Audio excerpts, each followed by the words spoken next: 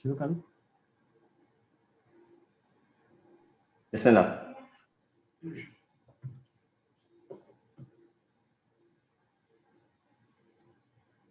أعوذ بالله من الشيطان الرجيم بسم الله الرحمن الرحيم إن الله وملائكته يصلون على النبي يا أيها الذين آمنوا صلوا عليه وسلموا تسليما اللهم صل على محمد وآل محمد اللهم صل على محمد وآل محمد اللهم صل على محمد وآل محمد وعجل فرجهم بسم الله الرحمن الرحيم عن فاطمة الزهراء عليه السلام بنت رسول الله صلى الله عليه وآله أنها قالت دخل علي أبي رسول الله صلى الله عليه وآله في بعض الأيام السلام فقال السلام عليك يا فاطمة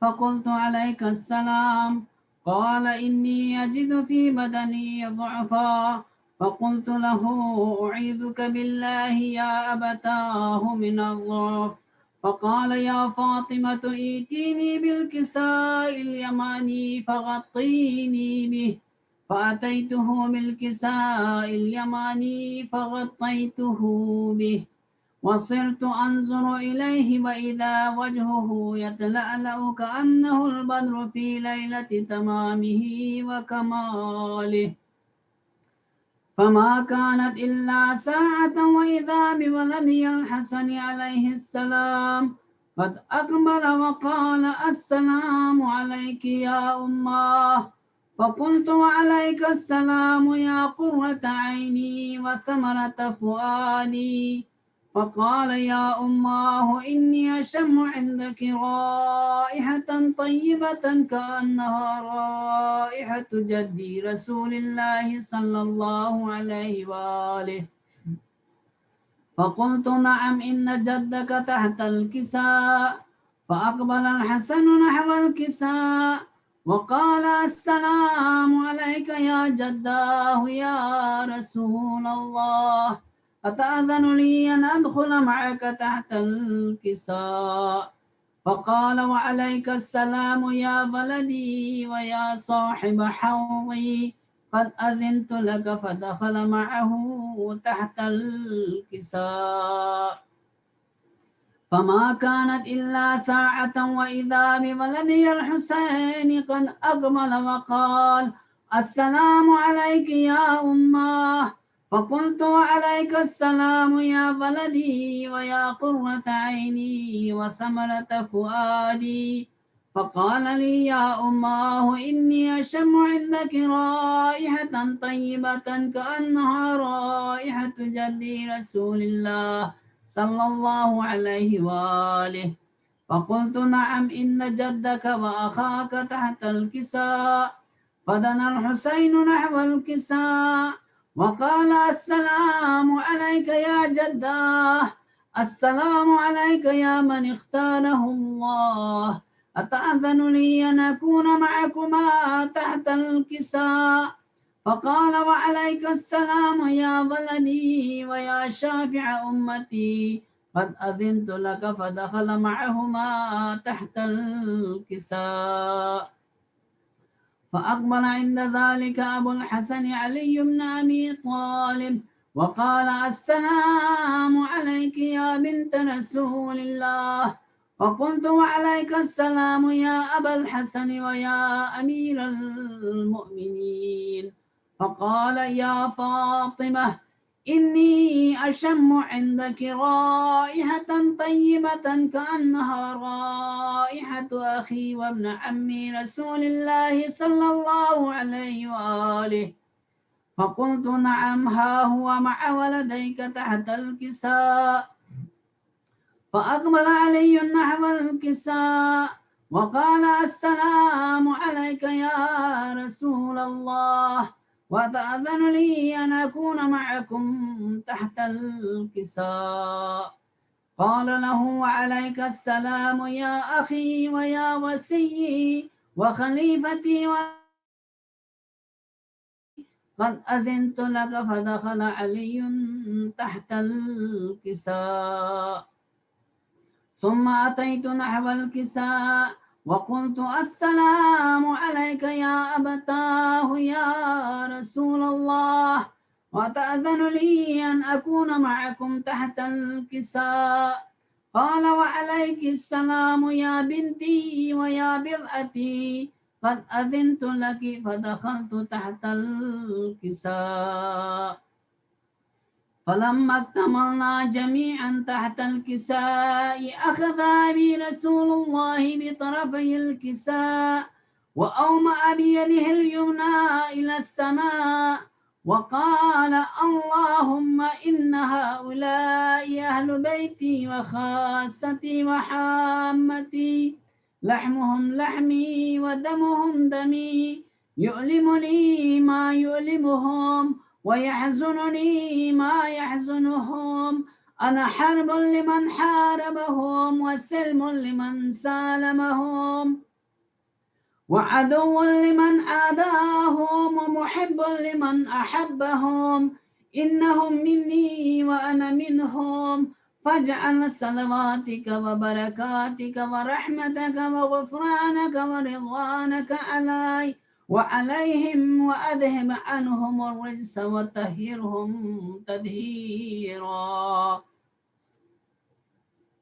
فقال الله عز وجل يا ملائكتي ويا سكان سماواتي، إني ما خلقت سماء مبنية ولا أرضا منحية ولا قمرا منيرا ولا شمسا مضيئة ولا فلكا يدور ولا بحرا يجري ولا فلكا يسري إلا في محبة هؤلاء الخمسة الذين هم تحت الكساء.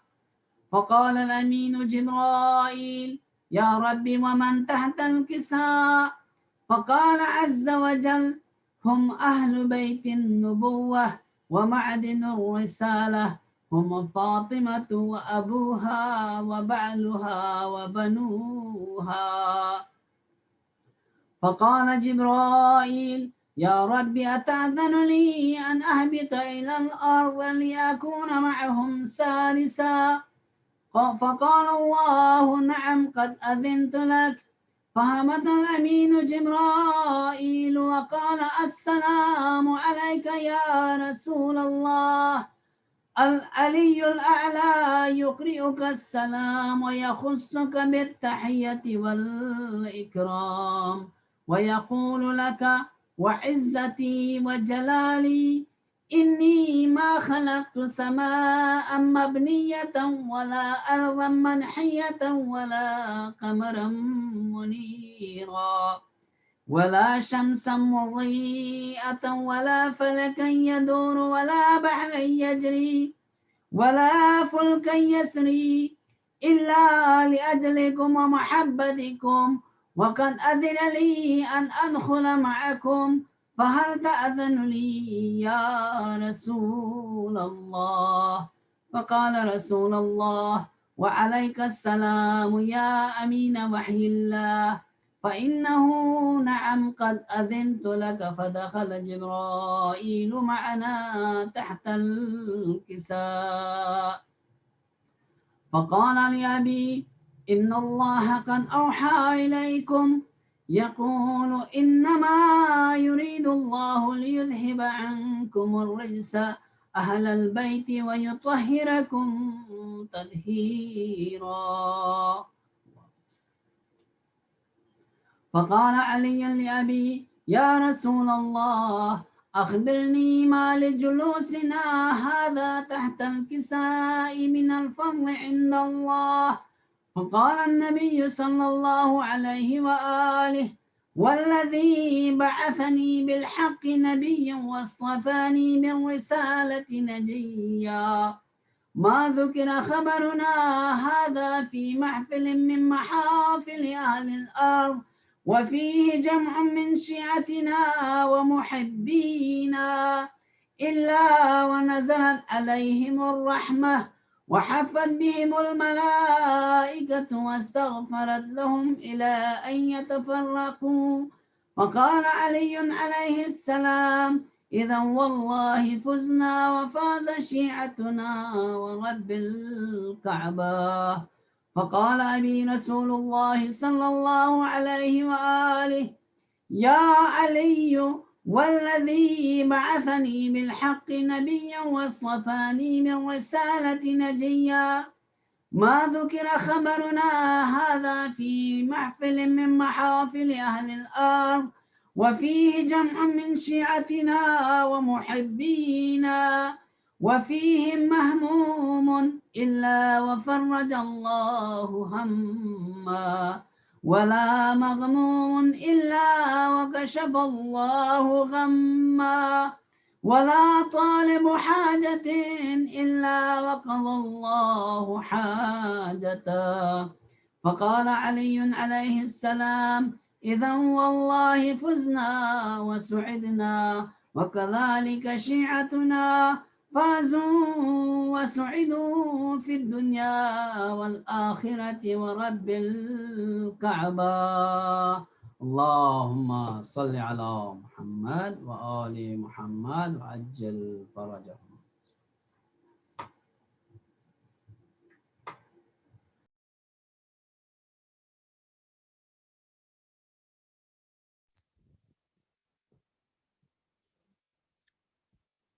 أعوذ بالله من الشيطان الرجيم. بسم الله الرحمن الرحيم. الحمد لله رب العالمين، الصلاة والسلام على أشرف الأنبياء والمرسلين، خاتم النبيين بالقاسم محمد. صل على محمد وأهل بيته الطيبين الطاهرين المعصومين الذين أذهب الله عنهم الرجس وطهرهم تطهيرا. اللهم صل. أما بعد، السلام عليكم ورحمة الله وبركاته. Inshallah, tonight we will be observing Eisal-e-Thawab Majlis for the following marhumin. It's the Bursi Majlis for the Eisal-e-Thawab of Marhuma Sharifah Begum Binte Fazal Muhammad, as well as Syed Karrar Hussain Zaidi Ibn Syed Sarfraz Hussain Zaidi, also Muhammad Hassan Khan and his wife. Please recite a Surah Fatiha for all of these marhumin, mu'mineen, mu'minat, as well as your own marhumin. Surah Fatiha. بسم الله الرحمن الرحيم. الحمد لله رب العالمين الرحمن الرحيم مالك يوم الدين إياك نعبد وإياك نستعين اهدنا الصراط المستقيم صراط الذين أنعمت عليهم غير المغضوب عليهم ولا الضالين. اللهم صل على محمد وآل محمد. Also, let's recite this dua from Surah Namal together for all of those people who are suffering, struggling for their health, for their wealth, spiritually, physically. May Allah subhanahu wa ta'ala give them complete shifa. Inshallah, those who are going through the sufferings of this COVID-19 and other illnesses that have engulfed other people, may Allah subhanahu wa ta'ala bring them out of their difficulties. Let's recite this dua, this ayat 5 times. Bismillahir Rahmanir Rahim. أما يجيب المضطر إذا دعاه ويكشف السوء أما يجيب المضطر إذا دعاه ويكشف السوء أما يجيب المضطر إذا دعاه ويكشف السوء أما يجيب المضطر إذا دعاه ويكشف السوء أما يجيب المضطر إذا دعاه ويكشف السوء ويجعلكم خلفاء الأرض أإله مع الله قليلا ما تذكرون. اللهم صل على محمد. Inshallah, we'll have Adhan al-Maghrib in 2 minutes, followed by Adhan. Inshallah, we will have the recitation of Dua Kumail. And following Dua Kumail, inshallah, we'll have a brief majlis for the Eisal-e-Thawab of the marhumin for whom we recited Surah Fatiha.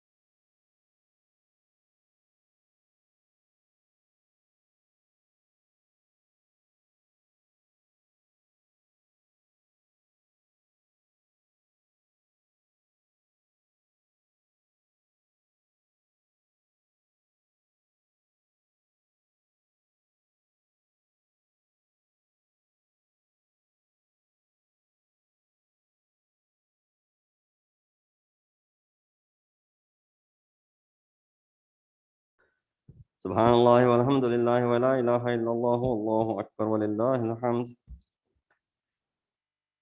الله أكبر الله أكبر الله أكبر الله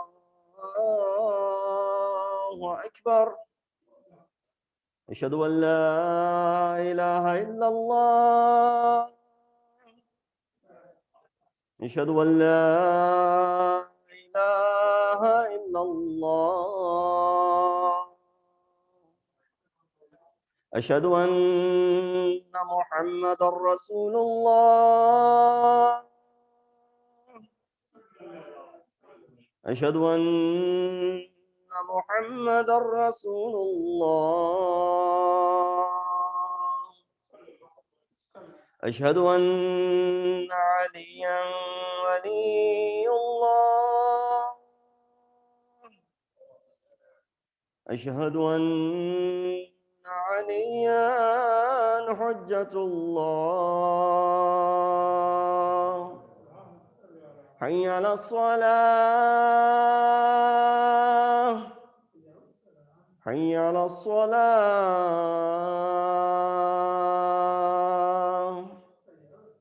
حي على الفلاح. حي على الفلاح.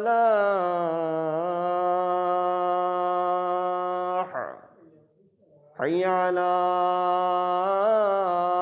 خير العمل. حي على خير العمل. الله أكبر الله أكبر. لا إله إلا الله. لا إله إلا الله.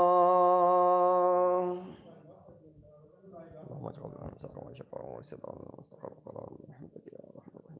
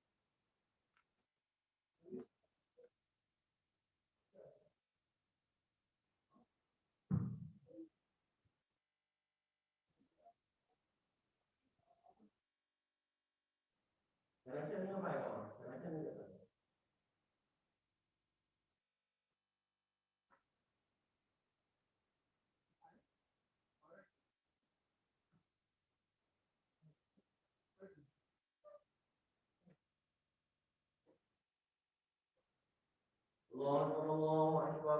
أشهد أن لا إله إلا الله. أشهد أن لا إله إلا الله. أشهد أن محمدا رسول الله. أشهد أن محمدا رسول الله. أشهد أن عليا ولي الله. أشهد أن عليا وأولاده المعصومين حجة الله. حي على الصلاة. حي على الصلاة. حي على الفلاح. حي على الفلاح. حي على خير العمل. حي على خير العمل. قد قامت الصلاة. قد قامت الصلاة. الله أكبر الله أكبر. لا إله إلا الله.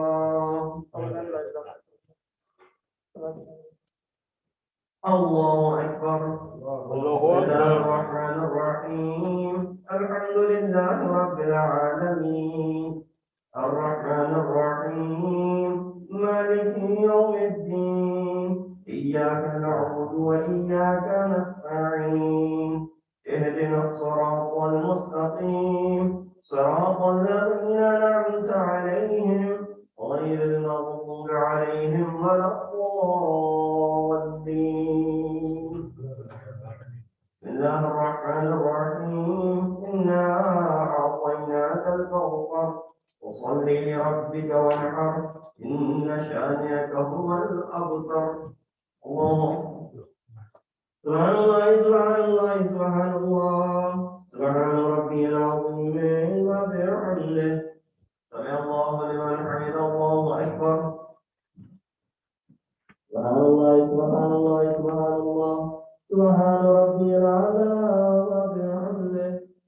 الله أكبر. أستغفر الله ربي وأتوب إليه. الله أكبر.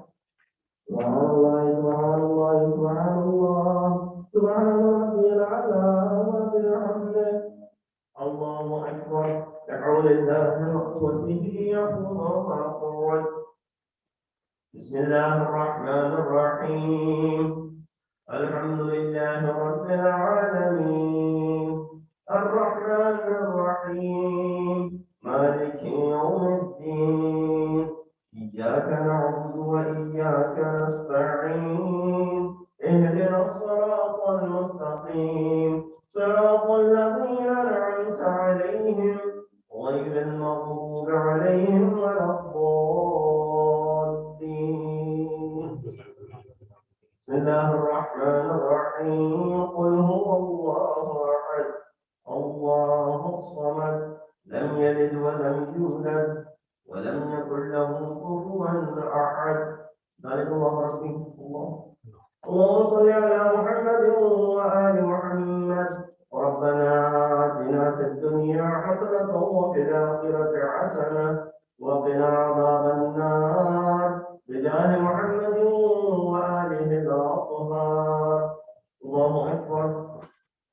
سبحان الله سبحان الله سبحان الله سبحان ربي العظيم وبحمده. سمع الله لمن حمد. الله أكبر.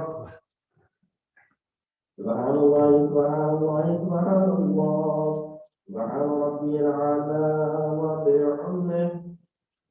الله أكبر. أستغفر الله ربي وأتوب إليه. الله أكبر. سبحان الله سبحان الله سبحان الله سبحان ربي الأعلى وبحمده. الله أكبر. الحمد لله. أشهد أن لا إله إلا الله وحده لا شريك له وأشهد أن محمدا عبده ورسوله. اللهم صل على محمد وآل محمد بحول الله وقوته يقوم ويقعد.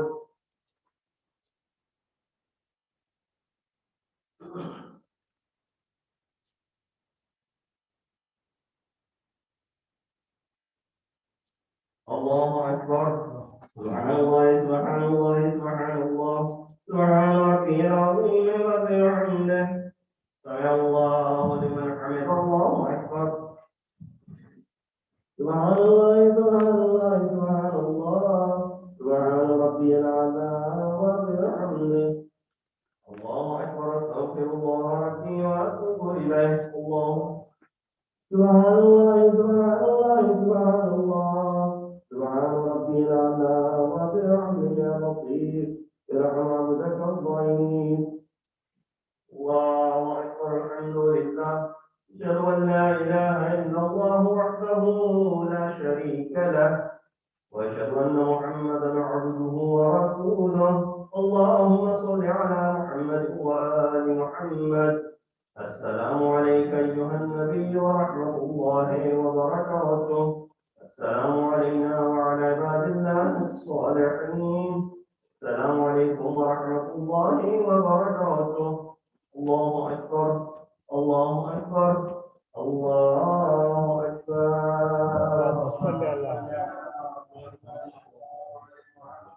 إن الله وملائكته يصلون على النبي يا أيها الذين آمنوا صلوا عليه وسلموا تسليما.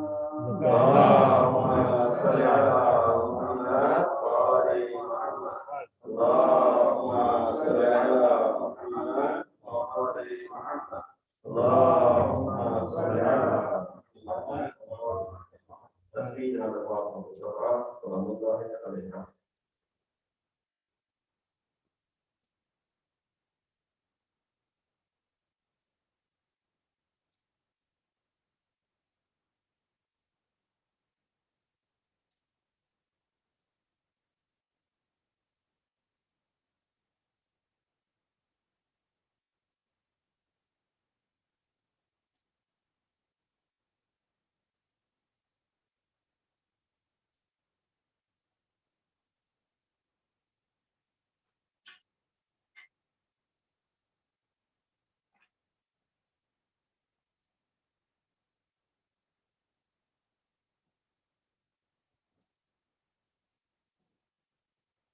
اللهم صل على محمد وعلى آل محمد. بسم الله الرحمن الرحيم. اللهم إني أسألك موجبات رحمتك وعزائك والنجاة من النار ومن كل بلية والفوز بالجنة ورضوان في دار السلام وجوار نبيك محمد عليه وآله السلام. اللهم ما بنا من نعمة فمنك لا إله إلا أنت أستغفرك وأتوب إليك. اللهم صل على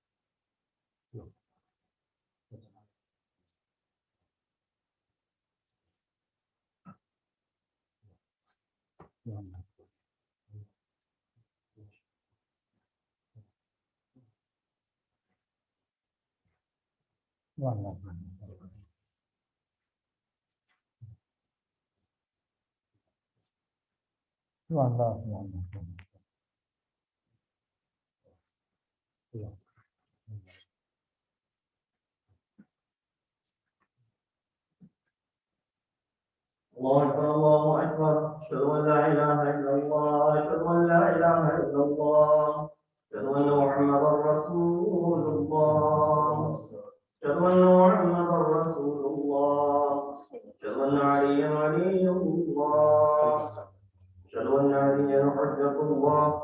حي على الصلاة حي على الصلاة حي على الفلاح حي على الفلاح حي على خير العمل حي على خير العمل. قامت الصلاة وقامت الصلاة.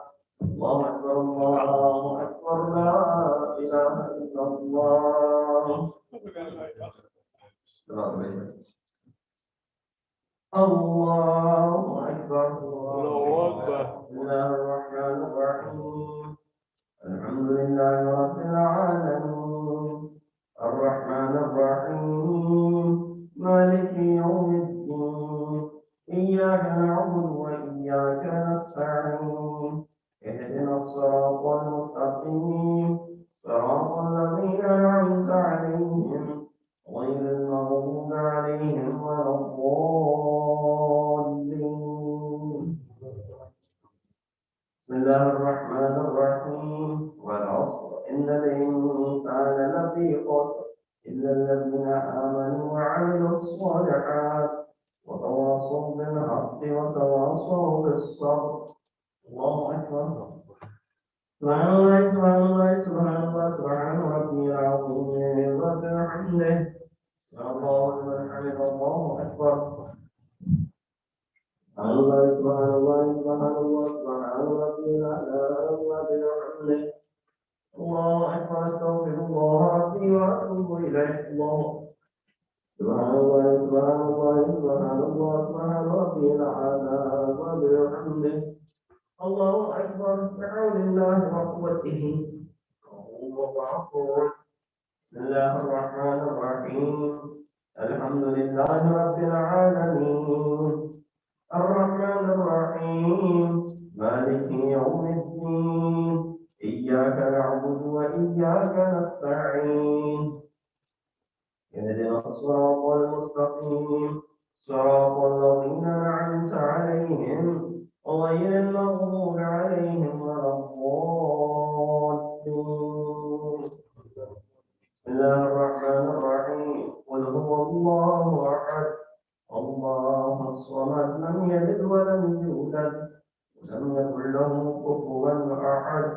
ذلك الله ربي الله أكبر.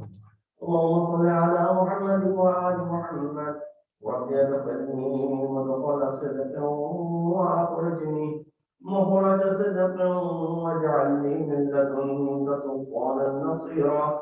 اللهم صل على محمد وآل محمد. الله أكبر.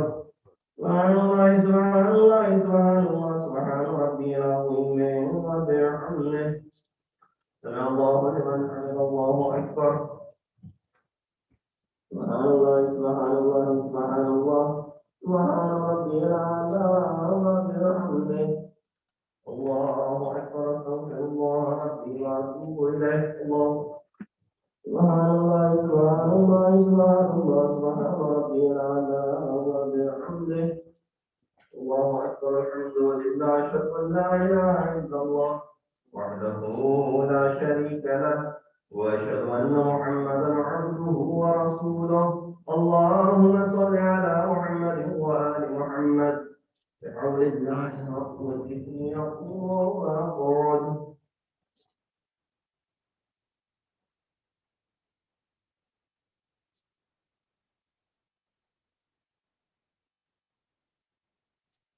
الله أكبر.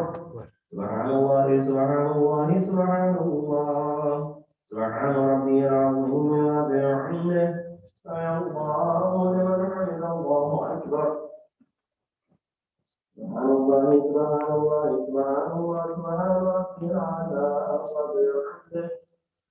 الله أكبر. أستغفر الله ربي وأتوب إليه. الله سبحان الله سبحان الله سبحان الله سبحان ربي الأعلى وبحمده. الله أكبر. بحول الله وقوته يقول ويقول.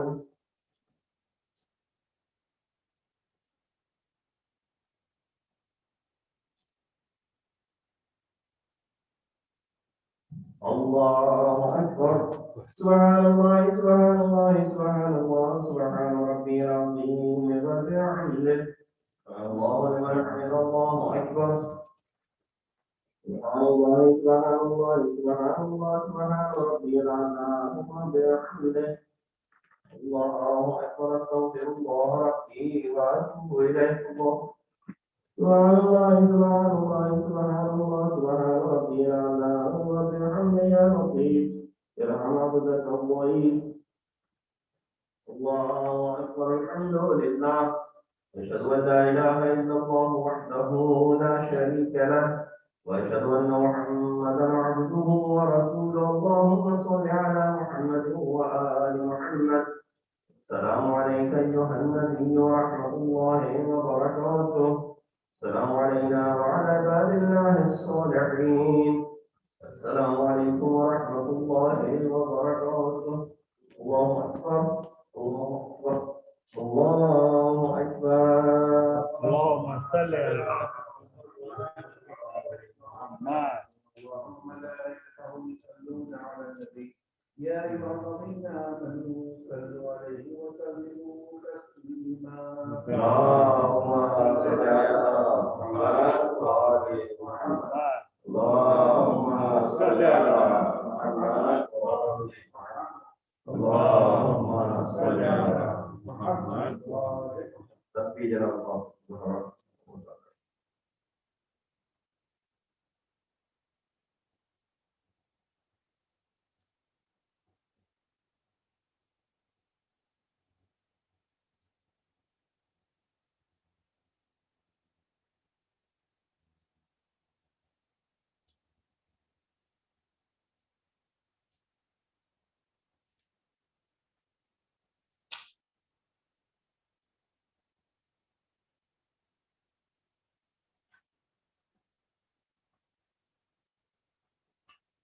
اللهم صل على محمد وآل محمد. بسم الله الرحمن الرحيم.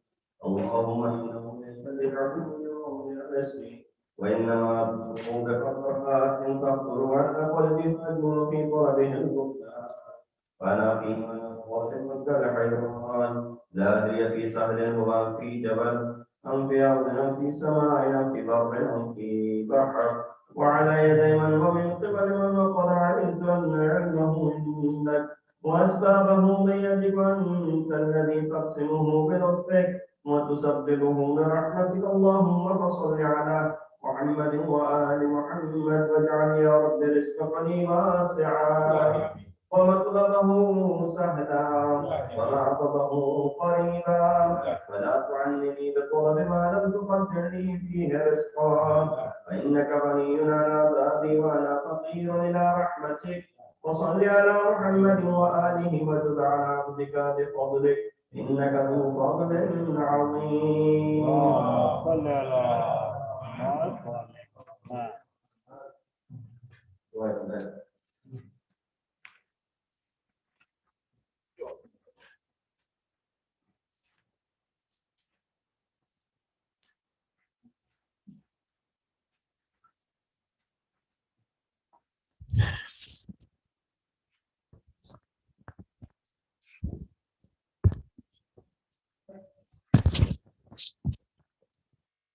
بسم الله هذا باي دعاكم عايز.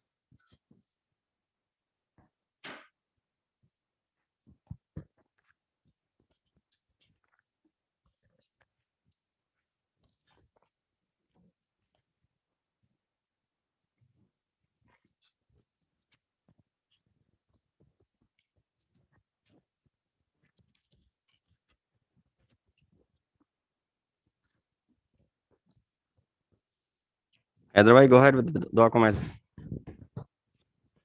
I'm trying to share this screen.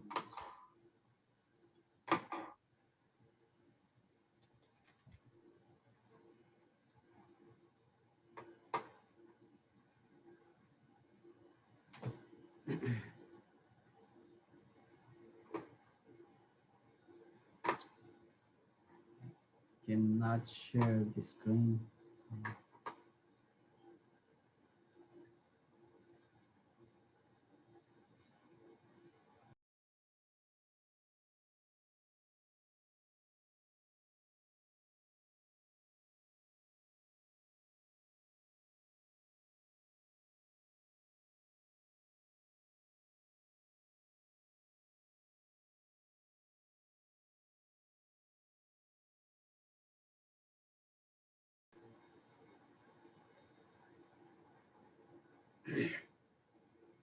اللهم صل على محمد وآل محمد.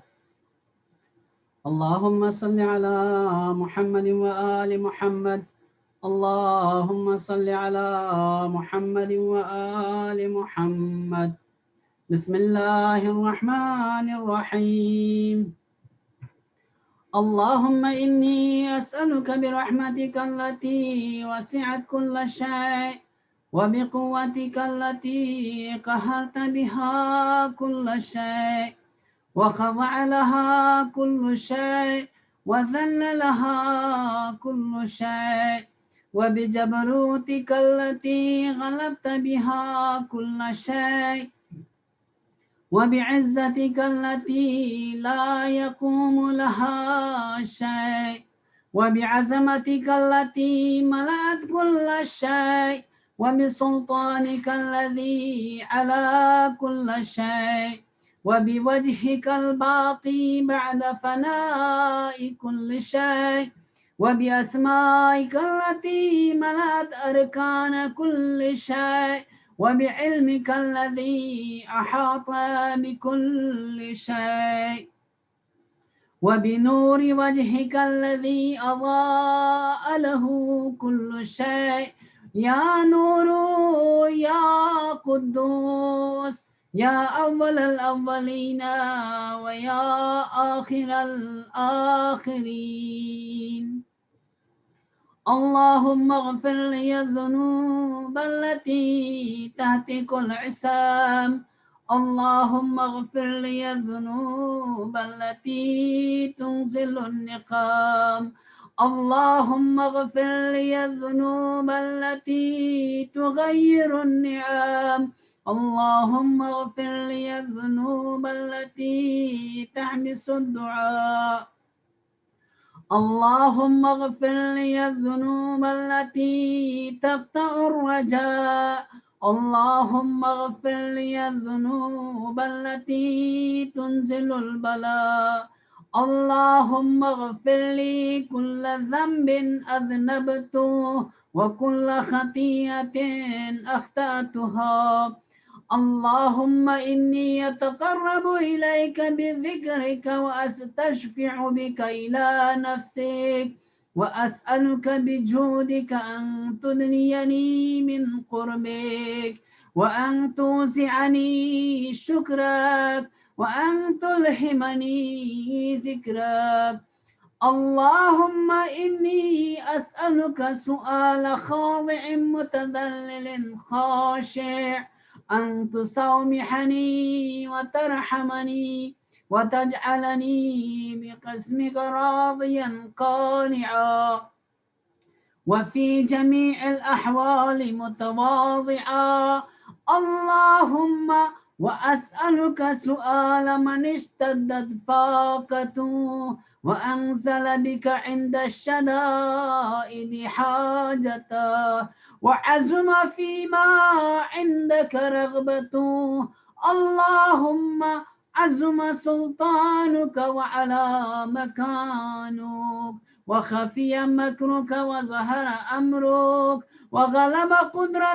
وغلب قهرك وجرت قدرتك ولا يمكن الفرار من حكومتك. اللهم لا أجد لذنوبي غافرا ولا لقبائحي ساترا ولا لشيء من عملي القبيح بالحسن مبدلا غيرك. لا إله إلا أنت سبحانك وبحمدك ظلمت نفسي وتجرأت بجهلي وسكنت إلى قديم ذكرك لي ومنك علي. اللهم مولاي كم من قبيح سترته وكم من فادح من البلاء أقلته وكم من عثار وقيته وكم من مكروه دفعته وكم من ثناء جميل لست أهلا له نشرته. اللهم عزم بلائي وأفرط بي سوء حالي وقصرت بي أعمالي وقعدت بي أغلالي وحبسني عن نفعي بعد آمالي وخدعتني الدنيا بغرورها ونفسي بجنايتها ومطالي. يا سيدي فأسألك بعزتك ألا يحجب عنك دعائي سوء عملي وفعالي ولا تفضحني بخفي ما اطلعت عليه من سري ولا تعاجلني بالعقوبة على ما عملته في خلباتي من سوء فعلي وإساءتي ودوام تفريطي وجهالتي وكثرة شهواتي وغفلتي. وقل اللهم بعزتك لي في كل الأحوال رؤوفا وعلي في جميع الأمور عطوفا. إلهي وربي من لي غيرك أسأله كشف ضري والنظر في أمري. إلهي ومولاي أجريت علي حكما اتبعت فيه هوى نفسي ولم أحترس فيه من تزيين عدوي فغرني بما أهوى وأسعده على ذلك القضاء فتجاوزت بما جرى علي من ذلك بعض حدودك وخالفت بعض أوامرك فلك الحجة علي في جميع ذلك ولا حجة لي فيما جرى علي فيه قضاؤك. وألزمني حكمك وبلاؤك، وقد أتيتك يا إلهي بعد تقصيري وإسرافي على نفسي، معتذرا نادما منكسرا مستقيلا، مستغفرا منيبا مقرا مذعنا معترفا، لا أجد مفرا مما كان مني ولا مفزعا أتوجه إليه في أمري غير قبولك عذري وإدخالك إياي في سعة من رحمتك. اللهم فاقبل عذري وارحم شدة ضري وفكني من شد وثاقي. يا رب ارحم ضعف بدني ورقة جلدي ودقة عزمي، يا من بدأ خلقي وذكري وتربيتي وبري وتغذيتي، هبني لابتداء كرمك وسالف برك بي، يا إلهي وسيدي وربي، أتراك معذبي بنارك بعد توحيدك وبعد من طوى عليه قلبي من معرفتك ولهج به لساني من ذكرك واعتقده ضميري من حبك، وبعد صدق اعترافي ودعائي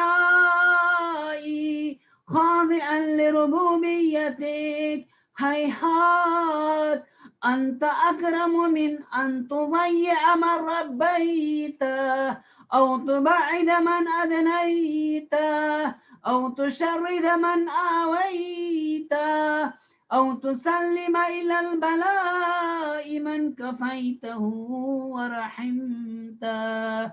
وليت شعري يا سيدي وإلهي ومولاي أتسلط النار على وجوه خرت لعظمتك الساجدة وعلى ألسن نطقت بتوحيدك الصادقة وبشكرك مادحا، وعلى قلوب اعترفت بإلهيتك محققة، وعلى ضمائر حمت من العلم بك حتى صارت خاشعة، وعلى جوارح سعت إلى أوطان تعبدك طائعة، وأشارت باستغفارك مذعنة. ما هكذا الظن بك ولا أخبرنا بفضلك عنك يا كريم يا رب، وأنت تعلم ضعفي عن قليل من بلاء الدنيا وعقوباتها وما يجري فيها من المكاره على أهلها، على أن ذلك بلاء ومكروه قليل مكثه يسير بقاؤه قصير مدته، فكيف احتمالي لبلاء الآخرة وجليل وقوع المكاره فيها؟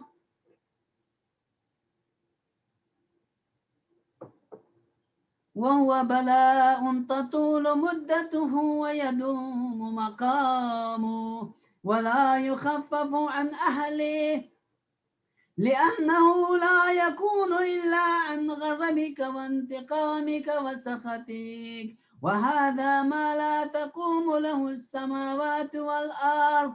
يا سيدي فكيف بي وأنا عبدك الضعيف الذليل الحقير المسكين المستكين. يا إلهي وربي وسيدي ومولاي، لأي الأمور إليك أشكو ولما منها أضج وأبكي، لأليم العذاب والشدة أم لطول البلاء ومدته؟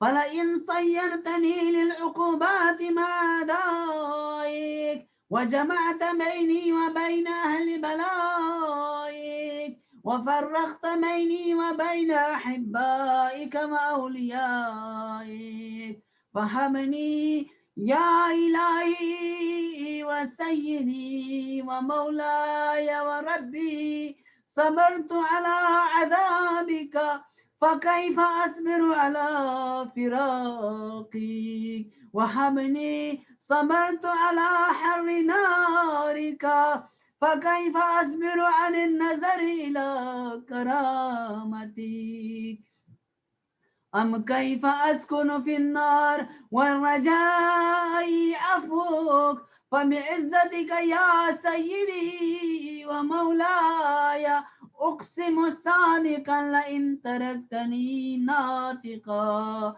لأضجن إليك بين أهلها ضجيج الآملين ولأصرخن إليك صراخ المستصرخين ولأبكين عليك بكاء الفاقدين ولأنادينك أين كنت يا ولي المؤمنين يا غاية آمال العارفين يا غياث المستغيثين يا حميم قلوب الصادقين ويا إله العالمين أفتراك سبحانك يا إلهي وبحمدك تسمع فيها صوت عبد مسلم سجن فيها بمخالفتي وذاق طعم عذابها بمعصيته وحبس بين أطباقها بجرمه وجريرته وهو يضج إليك ضجيج مؤمل لرحمتك ويناديك بلسان أهل توحيدك ويتوسل إليك بربوبيتك يا مولاي فكيف يبقى في العذاب وهو يرجو ما سلف من حلمك أم كيف تؤلمه النار وهو يأمل فضلك ورحمتك أم كيف يهرقه لهيبها وأنت تسمع صوته وترى مكانه أم كيف يشتمل عليه زفيرها وأنت تعلم ضعفه أم كيف يتقلقل بين أطباقها وأنت تعلم صدقه أم كيف تزجره زبانيتها وهو يناديك يا رب أم كيف يرجو فضلك في عدقه منها فتتركه فيها هيهات ما ذلك الظن بك ولا المعروف من فضلك ولا مشبه لما عاملت به الموحدين من برك وإحسانك فباليقين أقطع لولا ما حكمت به من تعذيب جاحدك وقضيت به من إخلال معاندك لجعلت النار كلها بردا وسلاما ما كان لأحد فيها مقرا ولا مقاما لكنك تقدست أسماؤك أقسمت أن تملأها من الكافرين من الجنة والناس أجمعين وأن تخلد فيها المعاندين وأنت جل ثناؤك قلت مبتدأ وتطولت بالإنعام متكرما أفمن كان مؤمنا كمن كان فاسقا لا يستوون إلهي وسيدي فأسألك بالقدرة التي قدرتها وبالقضية التي حتمتها وحكمتها وغلبت من عليه أجريتها أن تهب لي في هذه الليلة وفي هذه الساعة كل جرم أجرمته وكل ذنب أذنبته وكل قبيح أسررته وكل جهل عملته كتمته أو أعلنته أخفيته أو أزهرته وكل سيئة أمرت بإثباتها الكرام الكاتبين الذين وكلتهم بحفظ ما يكون مني وجعلتهم شهودا علي مع جوارحي وكنت أنت الرقيب علي من ورائهم والشاهد لما خفي عنهم وبرحمتك أخفيت وبفضلك سترت وأن توفر حظي من كل خير تنزله أو إحسان تفضله أو بر تنشره أو رزق تبسطه أو ذنب تغفره أو خطأ تستره يا ربي يا ربي يا رب يا ربي يا ربي يا رب يا ربي يا ربي يا رب يا إلهي وسيدي ومولاي ومالك الرق يا من بيده ناصيتي يا عليما بالضر ومسكنتي يا خبيرا بفقري وفاقتي يا ربي يا ربي يا رب يا ربي يا ربي يا رب يا ربي يا ربي يا رب أسألك بحقك وقدسك وأعظم صفاتك وأسمائك أن تجعل أوقاتي في الليل والنهار بذكرك معمورة وبخدمتك موصولة وأعمالي عندك مقبولة حتى تكون أعمالي وأولادي كلها وردا واحدا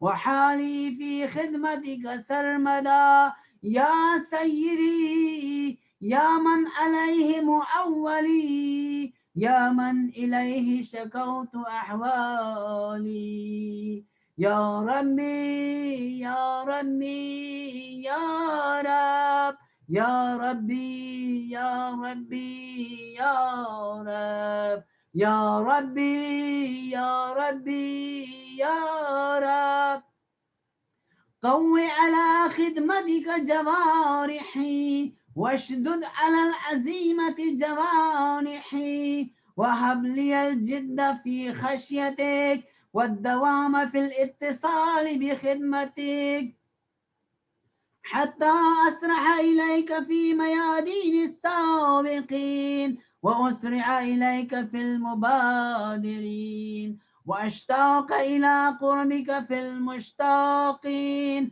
وأدنو منك دنو المخلصين وأخافك مخافة الموقنين وأجتمع في جوارك مع المؤمنين اللهم ومن أرادني بسوء فارده ومن كادني فكده واجعلني من أحسن عبيدك نصيبا عندك وأقربهم منزلة منك وأخسهم زلفة لديك فإنه لا ينال ذلك إلا بفضلك وجد لي بجودك واعطف علي بمجدك واحفظني برحمتك واجعل لساني بذكرك لهجا وقلبي بحبك متيما ومن علي بحسن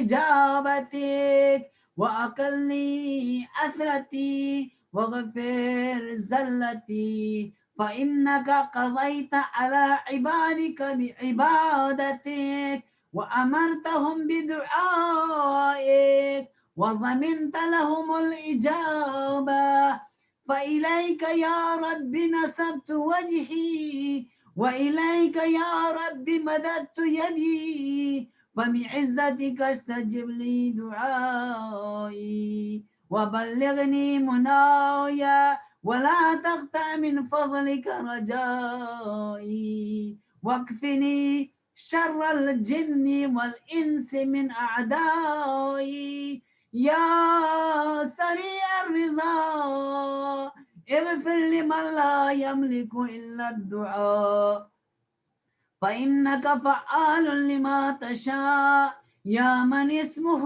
دواء وذكره شفاء وطاعته غنى، ارحم من رأس ماله الرجاء وسلاحه البكاء، يا سابغ النعم يا دافع النقام، يا نور المستوحشين في الظلام، يا عالما لا يعلم، صل على محمد وآل محمد وافعل بما أنت أهله، وصلى الله على رسوله والأئمة الميامين من آله وسلم تسليما كثيرا.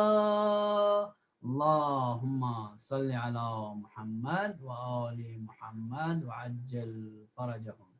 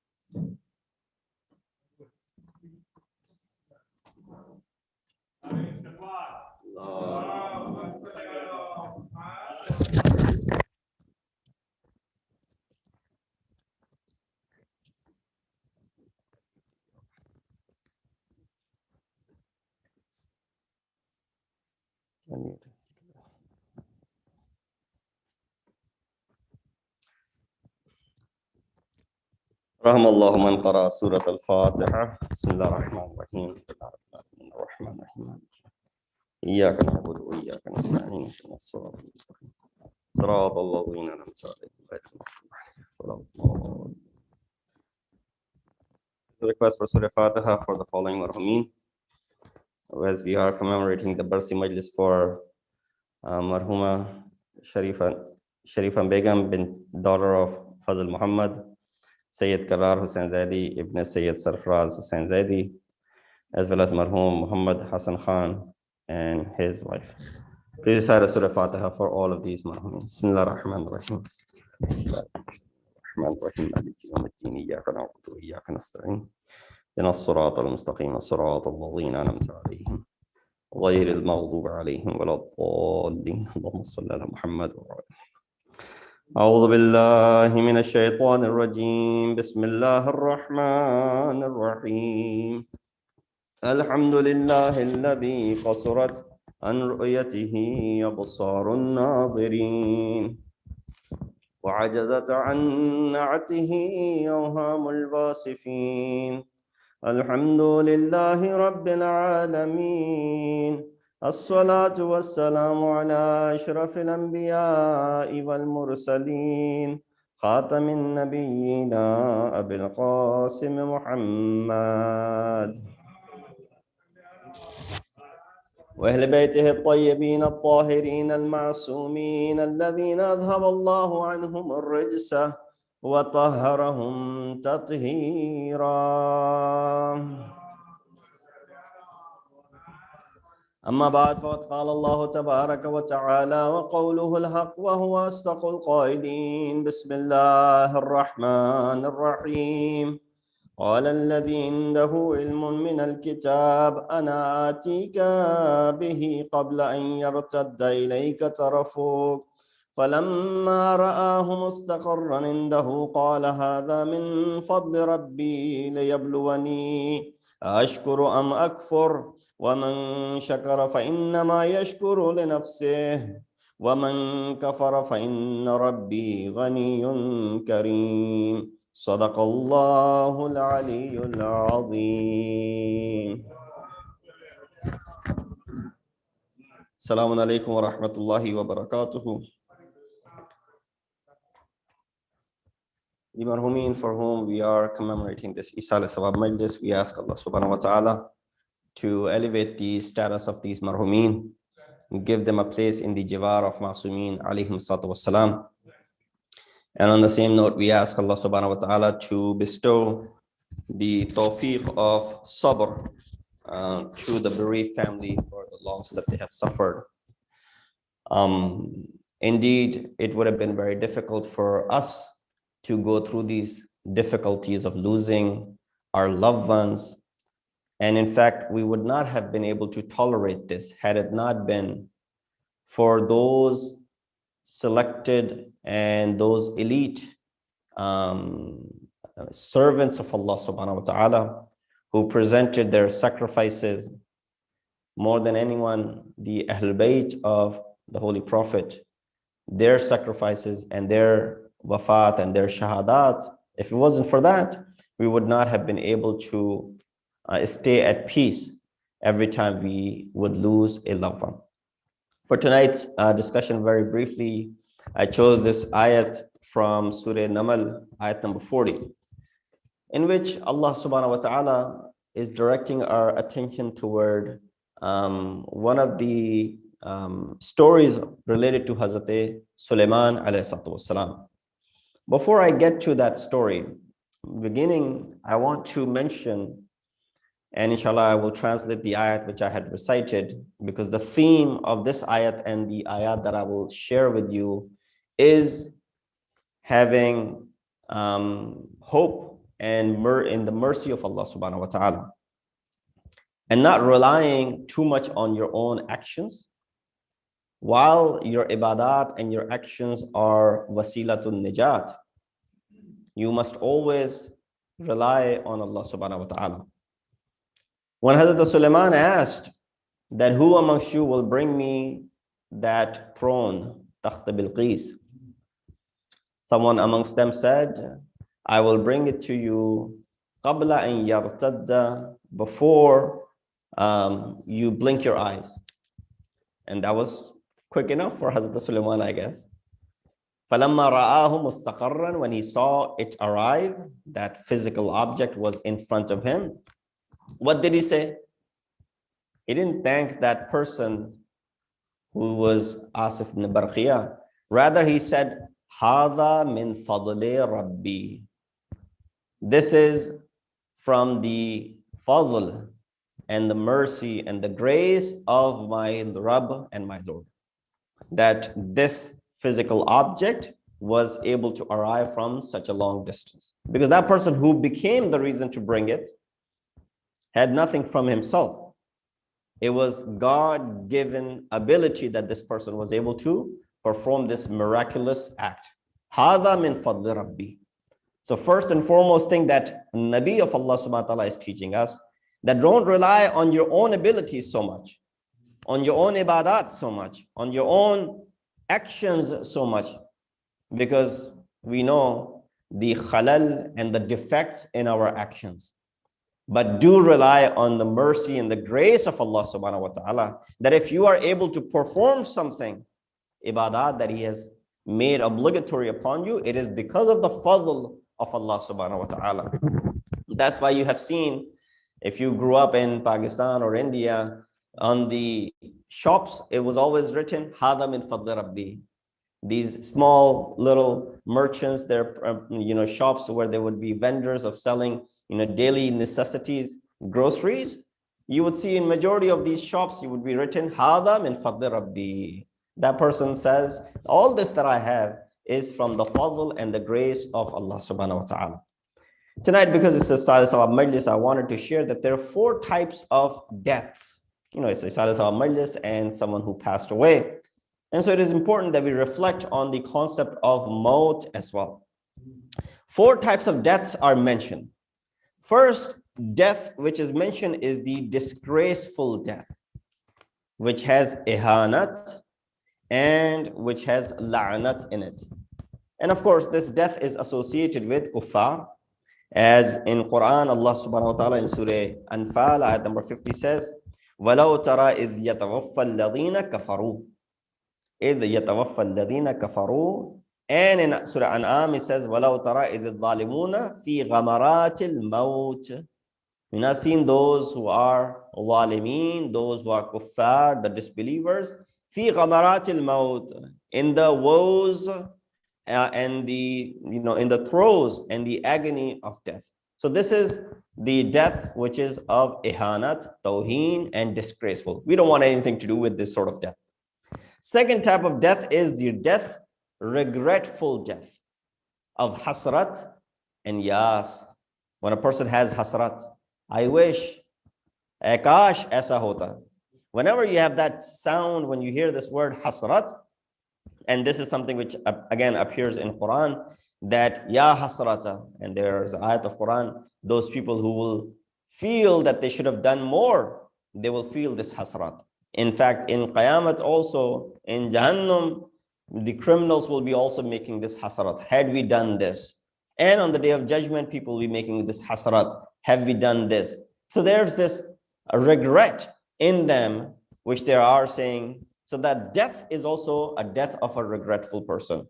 Similarly, this person is someone who's a sinner to begin with. Third type of death is an honorable death.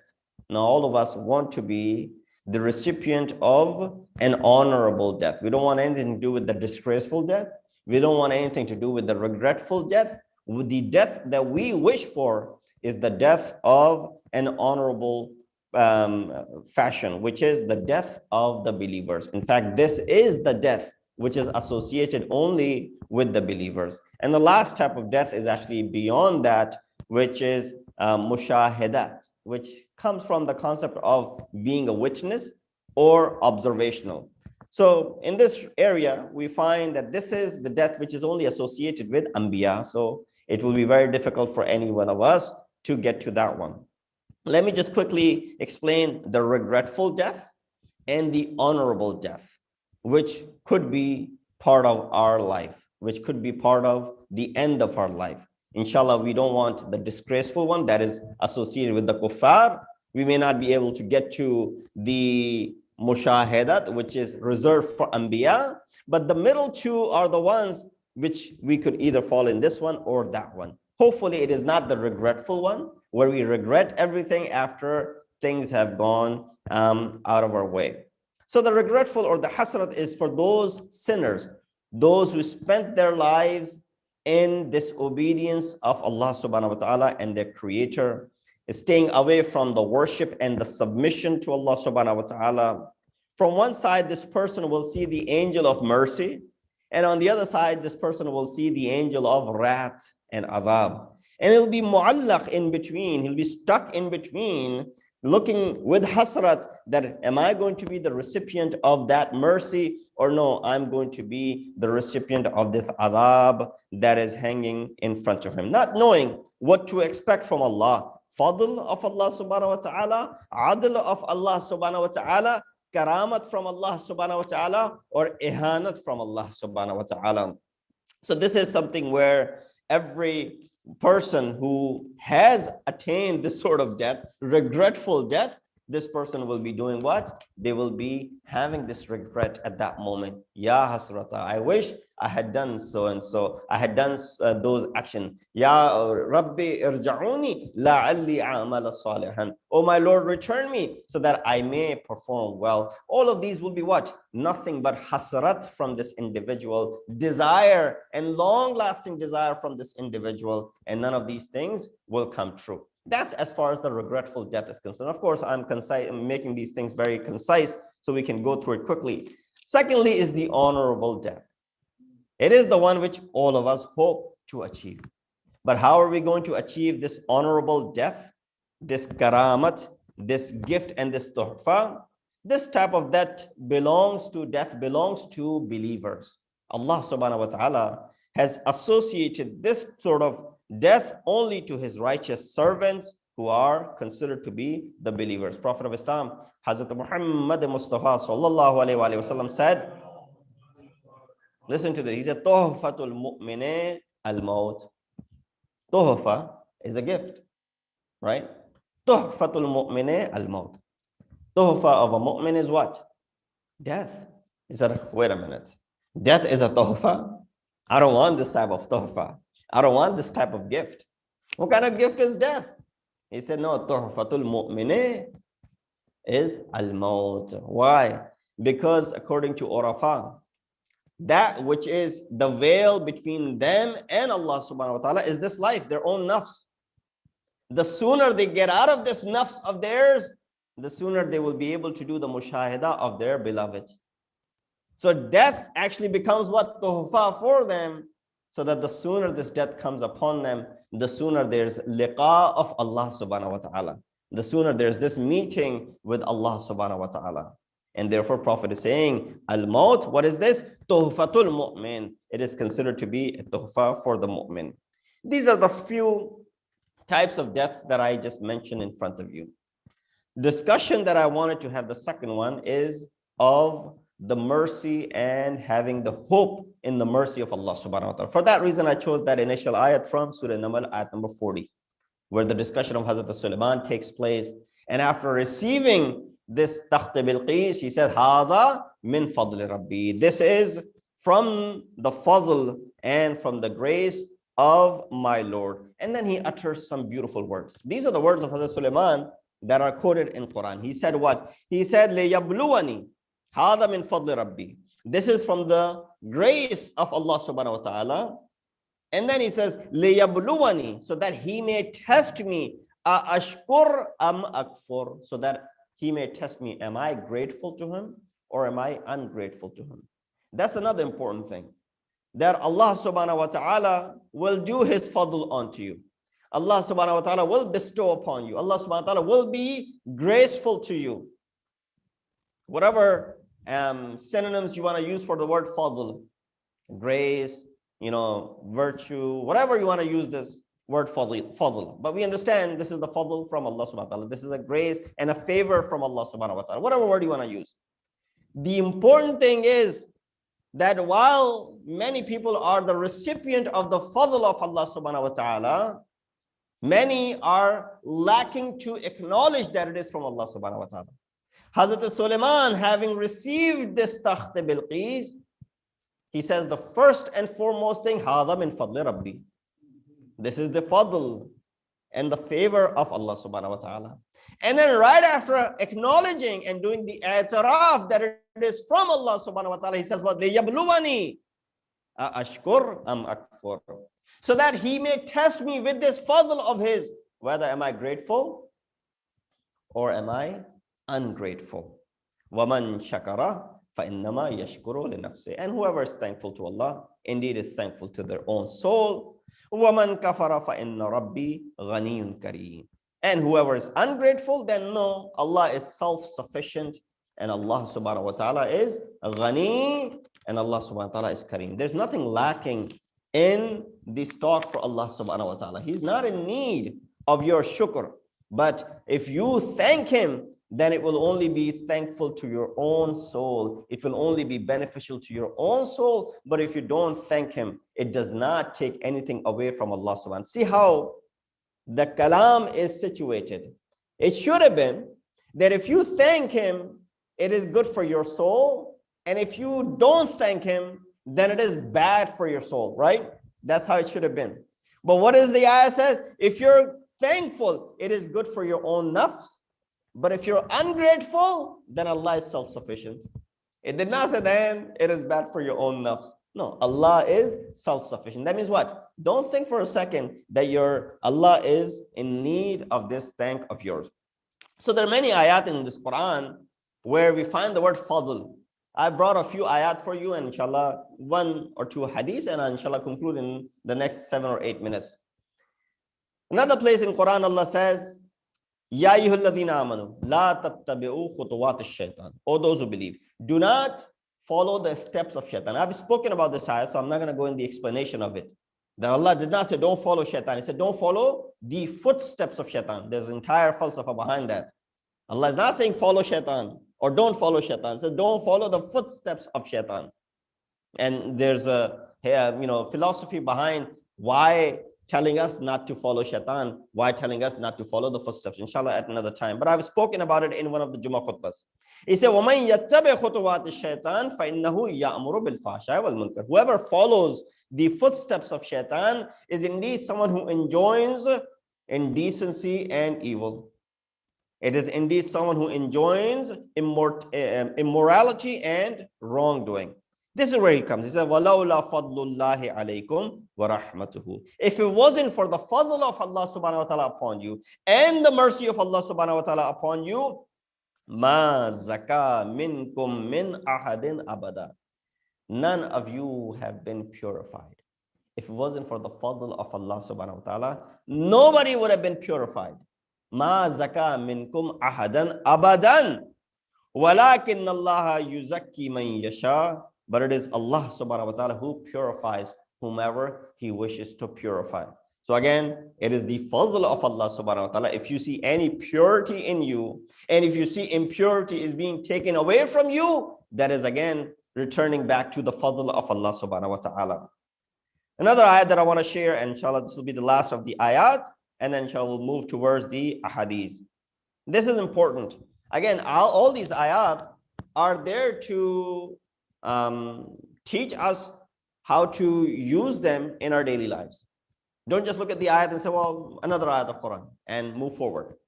Look at the way the psychological aspect Quran is addressing in this ayat compared to the fazilat of Allah and the fadl of Allah. He says, وَلَا تَتَمَنُّوا مَا فَضَّلَ اللَّهُ بِهِ بَعْدَكُمْ عَلَى بَعْضٍ لِلرَّجَالِ نَصِيبٌ مِمَّا اكْتَسَبُوا وَلِلنِّسَاءِ نَصِيبٌ مِمَّا اكْتَسَبْنَا وَاسْأَلُوا اللَّهَ مِنْ فَضْلِهِ إِنَّ اللَّهَ كَانَ بِكُلِّ شَيْءٍ عَلِيمًا. And do not wish for that which Allah subhanahu wa ta'ala has given to some people and not to you. Allah has given to some people and he has bestowed his grace on some people. He has given out of his fadl to some people. Don't hope for that to be given to you as well. Because Allah subhanahu wa ta'ala may give it to certain people and may not give it to certain people. Those men, and then it says, do not wish for that which Allah has made some of you exceed others. So some of you have exceeded others. For men is a share of what they have earned, and for women there's a share for what they have earned. But even when this share is divided and you find disparity between them, you find differences between them, not everybody has the equal share according to their perspective. He said, وَاسْأَلُوا اللَّهَ مِنْ فَضْلِهِ.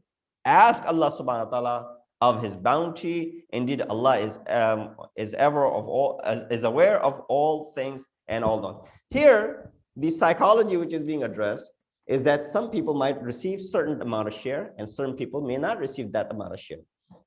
Don't go after saying, oh, so-and-so has received such a share. Why haven't I received that share? This is what Allah subhanahu wa ta'ala has stipulated for you. He is the one who created you. He's the one who designed you. He's the one who understands you better than you understand yourself. So what he has given to you now, nobody's saying you just put your hand, idly sit and don't do anything. No, you continue to work. But what share has reached you, you should never have long-lasting desires. Or how come I don't have what Bill Gates have, for example? How come I don't have what Warren Buffett has, for example? How come I don't have, what Jeff Bezos has, for example, right? These billionaires. He says, no, whatever share that Allah subhanahu wa ta'ala has given to you. In fact, if I was to tell you, you have something much bigger than what these billionaires don't have with them. And that's when a person came to our sixth Imam, Imam Jafar as-Sadiq alayhi salatu wasalam. He said, Imam, I'm nadar, I don't have anything, I need help. Imam said, you are very rich. He said, Imam, come on, don't joke around with me. I don't have anything. I'm hand to mouth, barely making, ends meet. Imam said, no, you're the richest person in the world. He said, Imam, are you making a mockery of me, ridiculing me? And then Imam said, what if I was to tell you to trade one thing, and in lieu of that, I will give you, and he pointed toward the mountain that was nearby. He said, I will give you this entire mountain worth of gold. Imagine, you get, grams of gold in hundreds of dollars. Imagine an entire mountain of gold is given to you. What if I was to tell you that you trade one thing and I give you this entire mountain of gold? He said, yeah, sure. What is it that you want? He said, Imam said to him, I will give you that entire amount. Do you believe that I'm capable of giving? He said, yes, of course. You are capable. You're not making this false claim. It is someone who can do that. He said, yes, if you believe that I can give it to you, then I ask one thing, you give it to me and I'll give that to you. He said, sure, whatever it is that you ask me. Imam said, give up the wilayat and the love of us Ahlul Bayt, and I will give you the entire mountain of gold. The man said, Imam, for not the entire universe turned into gold will I trade the muhabbat and the love of Ahlul Bayt for anything. Then Imam said, then you are the richest person in the world, because you won't trade that thing which is bigger and beyond than anything that this world could offer you. Therefore, don't ever consider yourself. He was someone who was losing hope in the mercy of Allah subhanahu wa ta'ala. When he saw that Al-Imam lifted his spirits back up again, he was back on his feet and he was able to see the other side of it. Salawat bi Muhammad wa ali Muhammad. Last, inshallah, this hadith, and I will conclude with it, in line with the raja and the hope in the mercy of Allah subhanahu wa ta'ala. That Imam said, Urjullaha raja'an la yujra'uka ala ma'asi. Ask Allah for the hope and mercy, and have mercy, hope in the mercy of Allah. That type of hope which does not give you jur'at, audacity, to continue to disobey him. Let me explain. Sometimes I feel so much hope. Oh, Allah subhanahu wa ta'ala will forgive. Allah will forgive. What does that tell me? That makes me sometimes get out of bounds and do even more masiyat of Allah subhanahu wa ta'ala. So Imam says, ask for the raja and that hope from Allah, which does not let you become what? Arrogant. They say, well, Allah will forgive, and you continue on the path of disobedience. And then Imam says, وَخَفِ اللَّهَ خَوْفًا لَا يُؤْسِوَكَ مِنْ رَحْمَتِهِ. And ask for the fear from Allah subhanahu wa ta'ala, the type of fear which does not take you to losing hope in the mercy of Allah subhanahu wa ta'ala. Mayusi, towards mayusi and towards despair. There's a group of people that came to our sixth Imam, Imam Jafar as-Sadiq alayhi salatu wasalam. In fact, there's this person who came to Imam and he said, Inna qawman, indeed people who are your followers, min mawalika, min muhibbika, min mawalika, those who are your followers, those who are your lovers, your beloved, and your friends. However you want to translate the word mawalika. He said, these are the people yulimuna bil ma'asi. They commit sins. Wa yaquluna narju. We have hope that Allah subhanahu wa ta'ala will forgive us. These are the people, he said, they commit sins and they say, we will be forgiven. They're so, sure about this, that they sin. And when you say, why are you sinning? You say, well, we'll be forgiven by Allah subhanahu wa ta'ala. Allah is merciful. Have you ever heard people say, Allah is merciful, inshallah, Allah will forgive. So there are these mawali, Imam, a person saying, your followers, your friends, who sin, and then they say this, that we will be forgiven. Imam replied, he said, فَقَالَ كَذَّبُوا لَيْسُوا لَنَا بِمَوَالٍ أُولَٰئِكَ قَوْمٌ تَرَجَّحَتْ بِهِمِ الْأَمَانِي. Imam replied, they are liars, and they're not our friends. Their desires have weakened their aqidah. Their aqaid have become slow, and their aqidah have become weakened. He said, whoever is hopeful in something, they should work for it. And whoever fears something, they should refrain from it. It is not something which is given openly without any accountability. Therefore, umeed and hope in Allah can be understood by having, this spare tire in your car when you're going on a long journey. When you have the spare tire in your car and you know how to change a tire, for example, although it's taking up room, for example, in your car, having the spare tire in your car is something which is what? Is giving you hope that in case I get a flat, I have a spare in my car. But not having it will have this continuous worry in you. But having this tire should not also make you arrogant. While you do all of your things, you do ibadat, you perform your actions, but still have hope in the mercy of Allah subhanahu wa ta'ala. And that's what we found people who were present in Karbala. I'm not talking about Masoom who were present in Karbala. I'm talking about Ghayr Masoomin who are present in Karbala. People, ordinary people who have joined Imam, who have come while Imam tells them that you will be killed, but they have what? Hope in the mercy of Allah subhanahu wa ta'ala, that Allah subhanahu wa ta'ala will overlook their actions, what they have done in the past. You think how merciful Hur ibn Yazid al-Riyahi would have been. Hur is someone who has spent his life in disobedience, and the biggest of the disobediences that he's about to commit is to stand up against Imam Ma'soom. In fact, he's the one who drags Imam towards Karbala. And then when Hur sees himself on the night of Ashur, he said, I see myself choosing between Jahannam and paradise. And someone saw Hur saying, oh Hur, if anyone asked me who would be the most brave person in all of Kufa, without hesitation, I would say it would be you. What do I see that you are shaking? He said, I see myself between Jannat and Jahannam, paradise and hell. I made such a grave mistake. He comes to Imam. He says, is there any tawbah for me? Will I be forgiven? He was losing hope in the mercy of Allah subhanahu wa ta'ala. He said, Imam, I am the one who dragged you to Karbala. I'm the one who deprived your children of water. I'm becoming the reason why your friends and your family will be killed and their blood will be shed over here. Is there any tawbah for me? Will I be forgiven? Look at the mercy of Imam and then the mercy of Allah subhanahu wa ta'ala. Imam said, oh Hur, lift your head up. You are Hur in this world and you are Hur in the hereafter.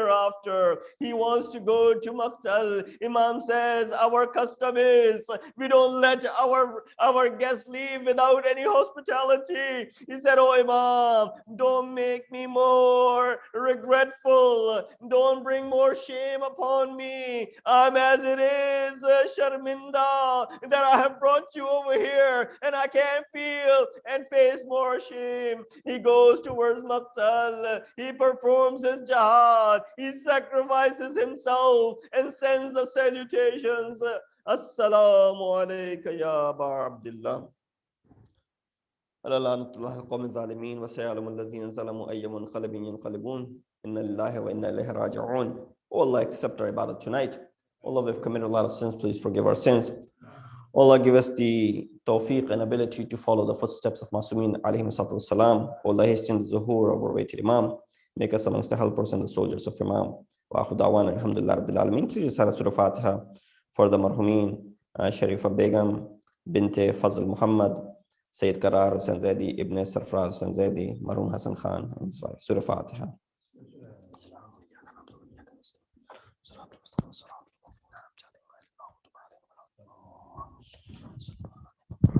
متوجه سے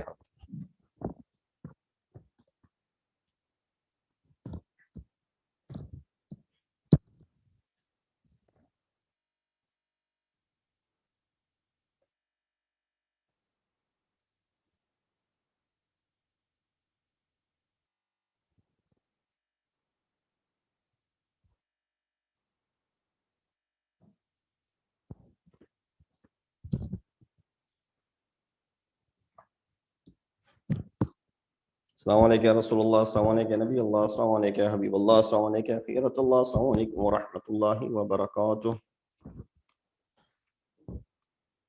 السلام عليك يا وارث آدم صفوة الله، السلام عليك يا وارث نوح النبي الله، السلام عليك يا وارث إبراهيم خليل الله، السلام عليك يا وارث موسى كليم الله، السلام عليك يا وارث عيسى روح الله، السلام عليك يا وارث محمد حبيب الله، السلام عليك يا وارث أمير المؤمنين ولي الله، السلام عليك يا ابن محمد المصطفى، السلام عليك يا ابن علي المرتضى، السلام عليك يا ابن فاطمة الزهراء، السلام عليك يا ابن خديجة الكبرى، السلام عليك يا ثار الله وابن ثاره الوتر الموتور. أشهد أن قد أقمت الصلاة وآتيت الزكاة وأمرت بالمعروف ونهيت عن المنكر وطاعت الله ورسوله حتى أتاك اليقين. فلعن الله أمة قتلتك، ولعن الله أمة ظلمتك، ولعن الله أمة سمعت بذلك فرضيت به. يا مولاي يا أبا عبد الله، أشهد أنك كنت نورا في الأصلاب الشامخة والأرحام المطهرة، لم تنجسك الجاهلية بإنجاسها ولم تلبسك من مدلهمات ثيابها، وأشهد أنك من دعائم الدين وأركان المؤمنين، وأشهد أنك الإمام البر التقي الردي الزكي الهادي المهدي،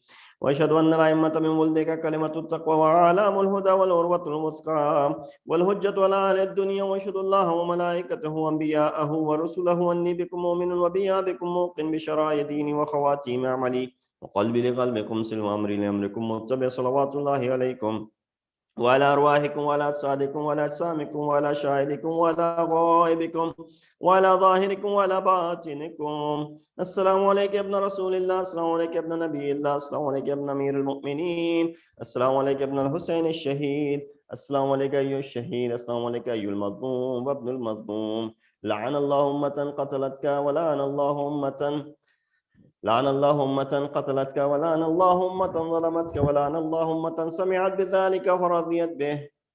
السلام عليكم يا أولياء الله وأحباء، السلام عليكم يا أصفياء الله ووداء، السلام عليكم يا أنصار دين الله، السلام عليكم يا أنصار رسول الله، السلام عليكم يا أنصار أمير المؤمنين، السلام عليكم يا أنصار فاطمة سيدة نساء العالمين، السلام عليكم يا أنصار أبي محمد الحسن بن علي الولي الناصر، السلام عليكم يا أنصار أبي عبد الله، بأبي أنتم وأمي طبتم وطابت الأرض التي فيها دفنتم وفزتم فوزا عظيما، فيا ليتني كنت معكم فأفوز معكم.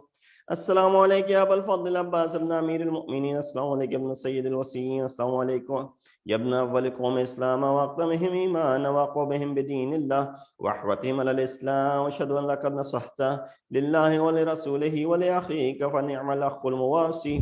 ولعن الله أمة قتلتك، ولعن الله أمة ظلمتك، ولعن الله أمة استحلت منك المحارم وانتهكت حرمة الإسلام. فنعم الصابر المجاهد المحامي الناصر والأخ الدافع عن أخيه المجيب إلى طاعة ربه الراغب فيما زهد فيه غيره من الثواب الجزيل والثناء الجميل، وألحقه الله بدرجة آبائك في جنات النعيم.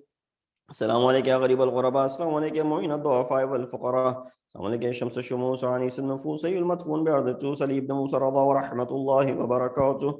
السلام عليك يا صاحب العصر والزمان، السلام عليك يا إمام الإنس والجان، السلام عليك يا شريك القرآن، عجل الله تعالى فرجك وسهل الله مخرجك وظهورك وجعلنا من أعوانك وأنصارك ورحمة الله وبركاته.